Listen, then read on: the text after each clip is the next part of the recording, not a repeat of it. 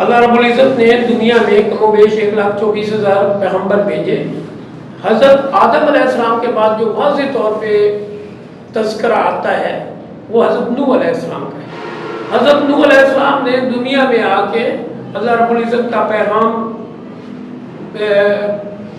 دینا شروع کیا اور مسلسل رشد و ہدایت کے لیے محنت کرتے رہے۔ بدبخت لوگ اس کا مذاق اڑاتے رہے۔ 900 سال گزر گئے کہ صرف 82 لوگ اسلام قبول کر سکے۔ لوگ بہت آگے تک پہنچ گئے، یہاں تک کہ حضرت نوح علیہ السلام نے ناراضگی کا اظہار کیا اور ان کے لیے عذاب طلب کیا اللہ رب العزت سے۔ اللہ رب العزت نے ارشاد فرمایا کہ کشتی بناؤ۔ کشتی چھوٹی سی نہیں تھی، بڑی ایک کشتی بنائی گئی۔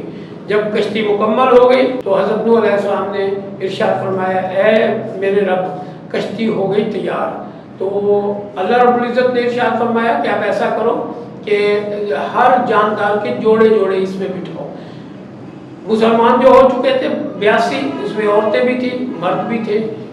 باقی جتنے جاندار تھے جیسے شیر ہے، شیرنی ہے، بکرا ہے، بکری ہے، مرغا ہے، مرغی ہے، کبوتر ہے، کبوتری ہے، ہر جاندار کے، پرندے، آبی جانور بھی، خشکی کے جانور بھی، ہواؤں میں رہنے والے پرندے بھی، سب کے جوڑے اکٹھے کیے۔ جنگلات میں رہنے والے خونخوار درندے بھی، ان کے بھی جوڑے جیسے شیر ہے، شیرنی ہے۔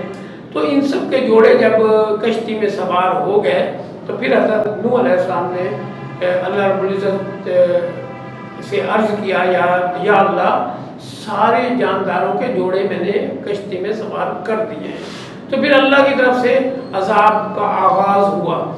زمین نے پانی اگلنا شروع کر دیا، آسمان نے پانی برسانا شروع کر دیا۔ دیکھتے ہی دیکھتے چاروں طرف پانی پانی ہو گیا۔ صرف وہ کشتی تھی جو پانی کے اوپر تیر رہی تھی۔ مکان ڈوب گئے، لوگ اس میں غرق ہونے لگے۔ اس میں حضرت نوح علیہ السلام کا بیٹا عامر تھا جو حضرت نوح علیہ السلام کی بات نہیں مانتا تھا۔ حضرت نوح علیہ السلام بار بار اس کو سمجھاتے رہے کشتی میں سوار ہو جا۔ اس نے کہا کچھ نہیں ہوتا مجھے، میں فلاں پہاڑ کی اوپر چوٹی پہ پہنچ جاؤں گا اور پانی وہاں تک نہیں پہنچ سکے گا۔ تو ایسے ہی ہوا، ابھی تو بات ہو رہی تھی، مسلسل مکالمہ ہو رہا تھا۔ حضرت نوح علیہ السلام اللہ رب العزت سے مانگ رہے تھے میرا بیٹا ہے اس کو بچا لے۔ تو بات ہو رہی تھی، اللہ رب العزت نے فرمایا کہ یہ ایسا بچہ ہے جو تیرے کہنے پہ نہیں آئے گا، اسلام قبول نہیں کرے گا، اس کے لیے آپ بار بار مجھ سے مطلب اس کی ہدایت نہ مانگیں، اس کے مقدر میں ہدایت نہیں ہے۔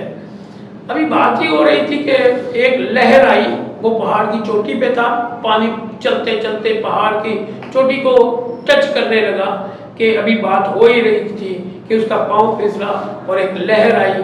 اس لہر نے عامر کو ایک دم گرا دیا جس سے وہ غوطہ کھاتا ہوا مر گیا۔ بعد میں یہ آہستہ آہستہ پانی اترتا گیا یہاں تک کہ پانی خشک ہو گیا۔ بعد میں وہی جو کشتی میں سوار تھے انہی سے پوری نسل آگے بڑھنے لگی۔ اس لیے حضرت نوح علیہ السلام کو آدم ثانی بھی کہا جاتا ہے۔